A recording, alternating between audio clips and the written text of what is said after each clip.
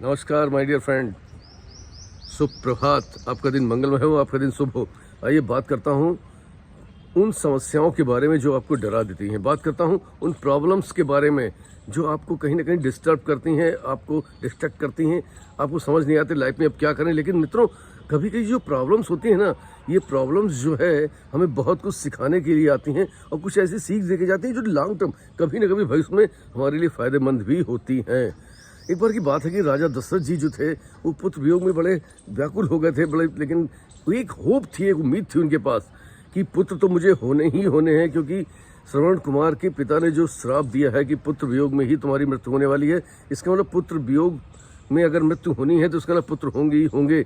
इस होप के साथ राजा दशरथ जो है अपनी जो भी व्याकुलता थी, जो भी निरस्ता थी, उसको कहीं ना कहीं भुला देते थे।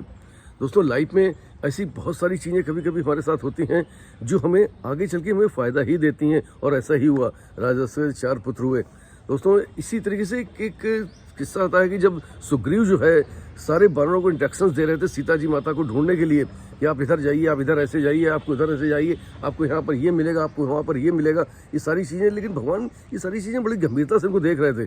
जब उन्होंने सबको इंस्ट्रक्शंस दे दिए तो भगवान सुग्रीव के पास आए। उन्होंने कहा, ये बताओ सुग्रीव कि तुमको पूरी पृथ्वी की भौगोलिक स्थिति के बारे में इतना सुंदर ज्ञान कैसे है। उन्होंने कहा, अरे भगवान, सुंदर ज्ञान बहुत आसान सा है कि हम जब बाली के डर से इधर उधर घूम रहे थे तो उस चक्कर में पूरी पृथ्वी मैंने अपने छुपने के लिए घूम डाली, और उस घूमने के चक्कर में मुझे पूरी पृथ्वी का भौगोलिक ज्ञान हो गया।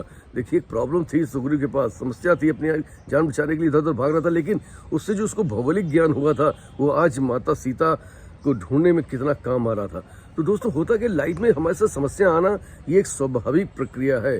समस्याएं आएंगी, सबकी लाइफ में आती हैं, क्योंकि लाइफ में समस्या आना ये जो है एक प्रकार की जो है पार्ट ऑफ लाइफ है। लेकिन इन समस्याओं से आप आसानी से गुजर जाते हैं, निकल जाते हैं अपनी धैर्य के कारण। ये आर्ट ऑफ लाइफ है। तो दोस्तों, इस आर्ट को सीखना होगा।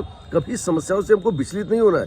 ये जो चुनौतियाँ आती हैं, ये चुनौतियाँ निश्चित तौर पर आपको कुछ सीख देने के लिए आती हैं, आपको कुछ बताने के लिए आती हैं, आपको तैयार करने के लिए आती हैं। जिस दिन हम ये ठान लेते हैं कि वास्तव में जो ये लाइफ में मेरी चुनौतियाँ आई हैं, ये मुझे कुछ ना कुछ दे के जाने वाली हैं, इनसे भी आप कुछ लेने का प्रयास करिए, इनसे भी कुछ सीखने का प्रयास करिए। कभी भी विचलित मत होइए, क्योंकि किसी ने कहा है कि रात कितनी भी गहरी हो, अंधकार कितना भी हो, लेकिन कभी उजाले को नहीं रोक सकता। तो ये तो बिल्कुल स्पष्ट हो चुका है कि कितनी भी प्रॉब्लम्स हो, अगर सुख नहीं ठहर पाया तो ये दुख भी ठहर नहीं पाएगा। ये बिल्कुल फैक्ट है।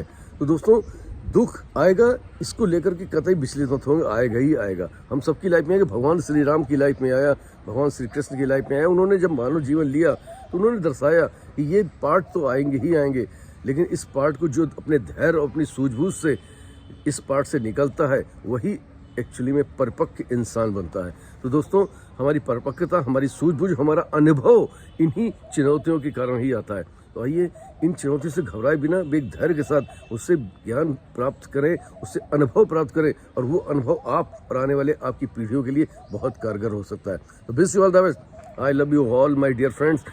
अपने अनुभवों को सहेज कर रखिए। ये अनुभव जो है, ये प्रॉब्लम्स जो हैं, ये चुनौतियाँ जो हैं, ये आपको और मजबूत करते हैं। नमस्कार, फिर मिलता हूँ किसी प्यारी कहानी थॉट के साथ। ये सुबह, हर सुबह आपकी मंगलमय हो, उन्नतिशील हो आपका भविष्य, इसकी कामना हमेशा करता रहता हूँ। और प्रति सुबह आपके लिए प्यारी प्यारी कहानी लेकर के आता हूँ, और आपके द्वारा जो उद्गार मिलता है, आपके द्वारा जो कमेंट्स मिलते हैं, आपके द्वारा जो शाबाशियाँ मिलती हैं, मेरे लिए निश्चित तौर पर बहुत प्रेरणा का काम करती हैं। इसी तरीके हर सुबह आपसे मुलाकात होती रहेगी। जय श्री राम।